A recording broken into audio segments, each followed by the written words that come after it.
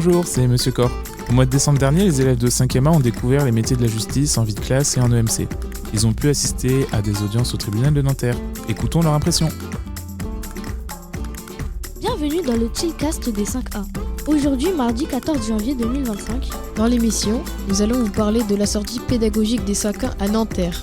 Je m'appelle Ilyes. Et moi, Elima, et nous allons vous préciser ce que l'on a vu. Nous allons donner la parole à Khadija et son groupe. Alors Khadija, qu'est-ce que tu as remarqué au tribunal ? Au tribunal, j'ai remarqué qu'à l'entrée, il y avait un portique de sécurité. Attention! Si vous apportez des objets tranchants comme des ciseaux, des compas ou alors des armes, ça sonne. Et dans une petite salle, il y avait 3 bancs.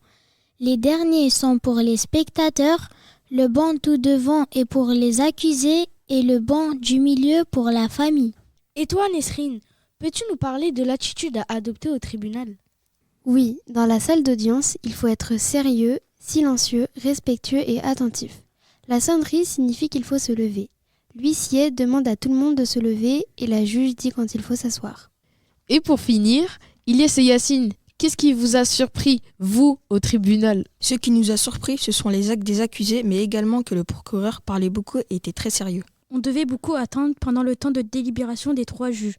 Tout le monde était dans la salle, Les avocats, le greffier les ou la victime. et le ou les accusés. Merci à vous. Nous passons maintenant la parole à nos reporters chargés de présenter les métiers du tribunal. Dans le tribunal, nous avons pu apercevoir différents métiers. Tout d'abord, il y a les juges, la présidente et ses 2 assesseurs. Leur rôle est d'écouter les interventions des victimes et accusés et ensuite de prendre la décision du jugement. Il y a également la greffière. Elle se situe à gauche de la salle d'audience, au même niveau que les juges. Elle est tassive, fait une magistrat du siège. Elle note tout ce qui est dit durant l'audience.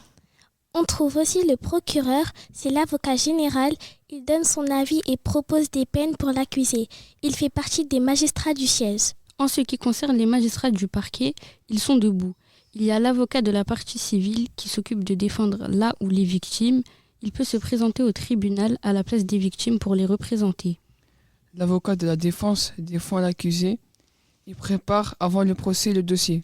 Il dispute les décisions des juges pour alléger des propositions de peine. Il y a aussi l'avocat de la partie civile qui lui défend la victime. Enfin, l'huissier fait signer les papiers et relève les identités des personnes présentes. Il veille au bon déroulement du procès. Eh bien, on en apprend des choses. Merci pour toutes ces informations. Découvrons maintenant ce que vous avez pu voir pendant une audience. On a assisté à une audience de cyberharcèlement.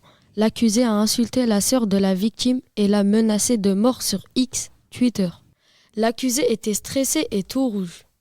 Quand il a pris la parole, il a bégayé car tout le monde le regardait. Le juge a proposé une nouvelle date pour le jugement. Deuxième affaire. La personne était accusée d'avoir tagué des croix gammées sur une gare détenue par la RATP. Il avait menacé des gens dans la rue. Il manquait de pièces dans le dossier. Le juge n'a pas pu prononcer de peine. La salle était assez grande et remplie. Il y avait le procureur à droite de nous les spectateurs. Dans l'espace presse, c'est les juges qui donnaient la parole. L'atmosphère était pesante. La voix du juge, des avocats et du procureur résonnait dans toute la salle.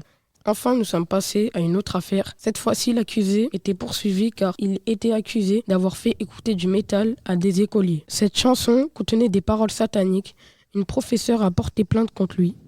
Malheureusement, nous n'avons pas vu la sentence de ce procès. Ah oui, c'est vraiment varié comme sujet.